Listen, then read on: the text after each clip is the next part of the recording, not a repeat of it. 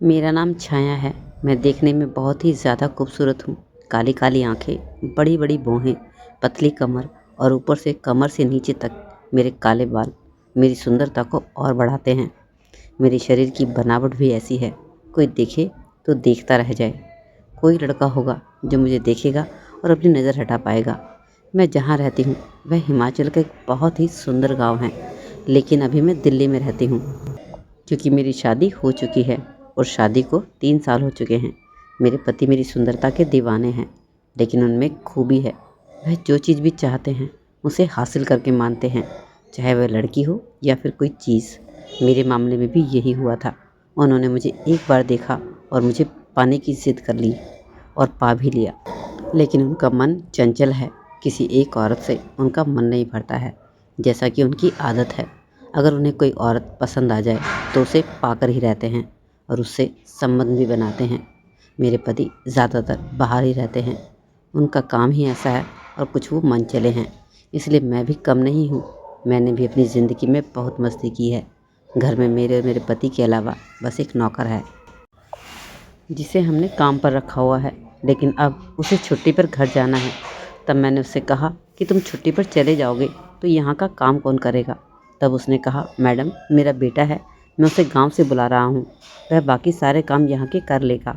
उसे सारे घर का काम आता है, झाड़ू पोछा बर्तन सब अच्छे से कर लेता है। बस 2 दिन में आना ही वाला है, तो अब मेरी जिम्मेदारी वह संभालेगा। और फिर 2 दिन बाद ही वह गर्मियों की छुट्टी में हमारे घर पर आ गया और हमारा नौकर विकास अपने घर वापस चला गया। उसने आते ही सारा घर संभाल लिया था। हमारे घर में खाने पीने की कोई रोक टोक नहीं थी, क्योंकि मेरे पति अच्छे खासे व्यापारी थे, तो किसी चीज़ की कोई भी कमी नहीं थी।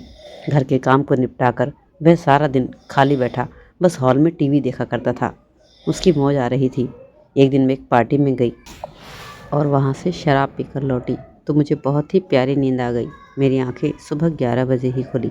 मेरे कमरे के पर्दे सारे लगे थे, इसलिए अंधेरा अभी तक था, इसलिए मैं थोड़ी देर और सो गई।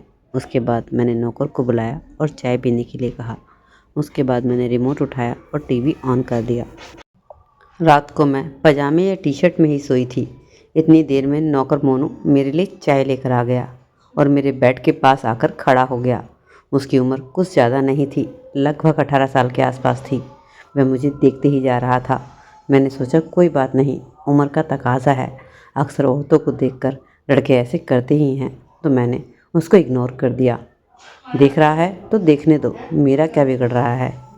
मैंने उसके हाथ से चाय ले ली और चाय पीने लगी। मोनू मुझे वहीं खड़ा देख रहा था। मैंने गुस्से से कहा, क्या बात है, कुछ कहना है क्या मोनू? मोनू ने कहा, नहीं मैडम।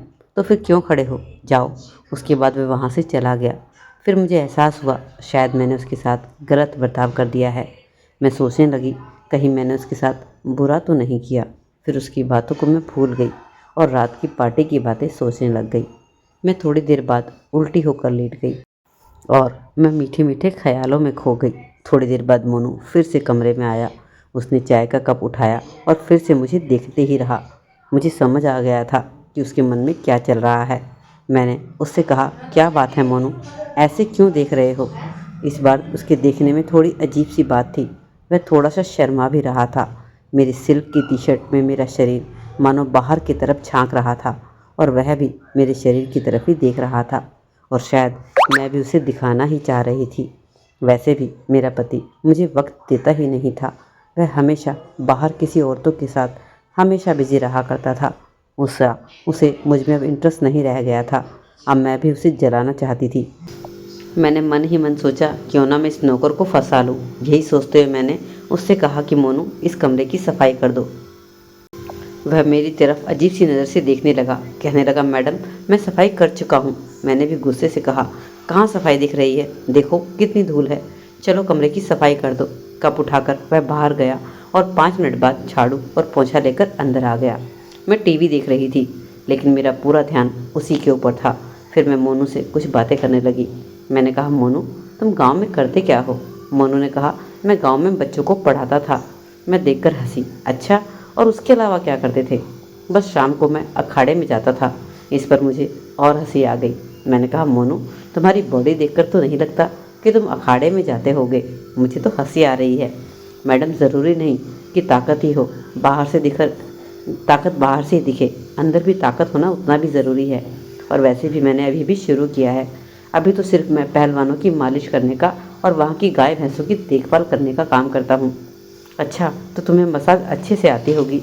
हाँ मालकिन, मैं अखाड़े में अपने उस्ताद की मसाज बहुत अच्छे से करता हूँ। वह मेरे अलावा किसी और से मसाज नहीं कराते। मैं मन ही मन सोचने लगी, आज तक मैंने किसी पार्लर में मसाज कराई है तो सिर्फ औरतों से ही कराई है। क्यों ना एक बार मर्द की मसाज देखी जाए। मैं मोनू से कहा, मोनू क्या तुम मेरी भी मसाज कर सकते हो? कहने लगा, मैडम मैं आपकी मसाज कैसे कर सकता हूँ? वह शर्म से लाल हो गया था। मैं सिर्फ अपने उस्ताद की मसाज करता हूँ, और वैसे भी तुम एक औरत हो तो क्या हुआ? मैं एक औरत हूँ तो क्या तुम मुझसे डरते हो? नहीं, मैं किसी से नहीं डरता।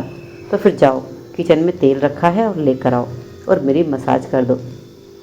उसने कोई जवाब नहीं दिया। वह वहीं खड़ा मुझे ताकता रहा। मैंने कहा, ठीक है, अगर तुम्हें मेरी मसाज नहीं करनी तो जाओ और फिर अपना जाके काम करो। वह वहाँ से चला तो गया, लेकिन अजीब सी कश्मकश में फंस गया था। शायद उसे भी लग रहा था कि उसने एक अच्छा मौका हाथ से जाने दिया है। उसका मन भी कर रहा था कि शायद वह मुझे छुए। शायद वह मन ही मन सोच रहा था कि अगर मैं मालिश करता तो मैम के गोरे गोरे बदन को देखने और छूने को मौका मिलता। थोड़ी देर बाद मैं फिर से कमरे में आया और खड़ा हो गया। मैंने कहा, क्या हुआ, करनी है मसाज तो जाओ, तेल लेकर आ जाओ। तब वह किचन में गया और तेल लेकर आ गया। वह मेरे पैरों की साइड बैठ गया। मैं सीधी लेटी थी। वह मुझे टकटकी लगाए देख रहा था और मैं उसे। दोनों के ही मन में एक अजीब सी हलचल थी। मैं मन ही मन सोच रही थी कि मेरे पैरों की मसाज करेगा और इसका दिल मचलेगा और मेरा काम हो जाएगा। इतने जवान लड़के से मैंने आज तक कभी भी मसाज नहीं कराई थी। मुझे अजीब सा लग रहा था और सोच रही थी कि कैसा एक्सपीरियंस होगा जब ये लड़का मेरी मसाज करेगा। क्या वह अभी एक लड़का ही होगा? यह पूरी तरह मर्द बन चुका होगा? बस मैं यही सोच रही थी, और शायद उसके मन में भी कुछ इस तरह की बातें चल रही थी। या फिर शायद उसके मन में घबराहट थी कि अगर वह मैडम के शरीर को छुएगा तो कहीं उसका हाथ कहीं और ना लग चला जाए। कुछ देर तक तो वह मुझे ऐसे ही देखता रहा, और फिर मैंने अपना पैर उठाया और उसकी गोद में रख दिया और कहा, मोनू क्या सोच रहे हो? जल्दी से शुरू हो जाओ, अब शर्म की क्या बात है। उसने अपने हाथों में तेल लगाया और मेरे पैरों की मसाज करने लगा। मैंने कहा, मोनू क्या तुम अपने उस्ताद की मालिश ऐसे ही धीरे धीरे करते हो? तब उसने कहा, नहीं, उस्ताद का शरीर तो बहुत ज़्यादा कड़क है, उनको मालिश की बहुत ज़्यादा ज़रूरत होती है। मैं उनके शरीर पर बहुत तेज़ तेज़ मसाज करता हूँ। तो फिर तुम मेरे पैरों पर इतने हल्के से मसाज क्यों कर रहे हो? मुझे तो कुछ महसूस ही नहीं हो रहा। मैडम, आपका शरीर एक औरत का शरीर है और बहुत ही ज़्यादा नरम है, आपको नुकसान पहुंच सकता है, इसलिए मैं धीरे धीरे मसाज कर रहा हूं। फिर वह हंसी और मैंने कहा, ऐसा करो, ज़ोर ज़ोर से मसाज करो। उसने मेरी तरफ हैरानी से देखा और फिर शर्म से मुस्कुराने लगा। मैंने कहा, मुझे सिर्फ पैरों की मसाज नहीं करानी है, थोड़ी सी और ऊपर करो। उसने हाथों में तेल लगाया और मेरे घुटनों की मालिश करने लगा। मेरे शरीर में एक बिजली सी दौड़ गई और शायद उसके शरीर में भी। फिर मैंने अपना दूसरा पैर भी उसकी गोदी में रख दिया और कहा, इस पैर की भी मसाज कर दो। वह मेरे घुटने की मालिश कर रहा था। मैंने कहा, मोनू बस घुटनों की ही मसाज करोगे और ऊपर नहीं जाओगे? तब उसने फिर से थोड़ा सा तेल लिया और मेरी जांघों पर मसाज करने लगा। अब मेरे शरीर में एक अजीब सी सिरहन थी। मेरा दिल मचल रहा था और अरमान जाग रहे थे, और शायद वह भी वही महसूस कर रहा था। मैंने उसका हाथ पकड़ा और अपनी कमर तक ले गई। बोली, अब मेरी कमर पर भी मसाज कर दो, बहुत अच्छा लग रहा है। मुझे ऐसा लग रहा था कि मैं 7वें आसमान पर हूँ। तब मोनू कहने लगा, मैम क्या मैं एक बात कह सकता हूँ, अगर आप बुरा ना माने तो? मैंने कहा, बोलो, क्या कहना चाहते हो? मैडम, आप बहुत खूबसूरत हो, आप चाहो तो हम दोनों। मैंने कहा, मोनू फिर सोच क्या रहे हो, देरी किस बात की है? फिर तो मोनू ने मेरी 1 घंटे तक ऐसी मसाज की और हमने 1 घंटे तक अपने अरमानों को खूब जिया और एक हो गए। आज तक मैंने ऐसी मसाज नहीं कराई थी। तो दोस्तों, यह थी मेरी एक छोटी सी कहानी। अगर आप इस कहानी को ध्यान से सुनेंगे और सोचेंगे तो आप महसूस कर पाएंगे कि रिश्ते में अगर प्यार ना हो तो इंसान दूसरी तरफ खींचा चला जाता है। और यही मेरे साथ भी हुआ। मेरे पति की लापरवाही और मुझे प्यार ना करना मेरे कदमों को इस तरफ लेकर गया। इसलिए एक दूसरे से रिश्ते में प्यार बनाए रखें, जिससे हमारा मन भटकने ना पाए। तो दोस्तों, कहानी अच्छी लगी है तो लाइक कर दीजिए और चैनल को सब्सक्राइब भी कर दीजिए। मिलते हैं ऐसी और कहानी के साथ एक नई वीडियो में। तब तक के लिए अपना ख्याल रखिए। Take care, bye bye.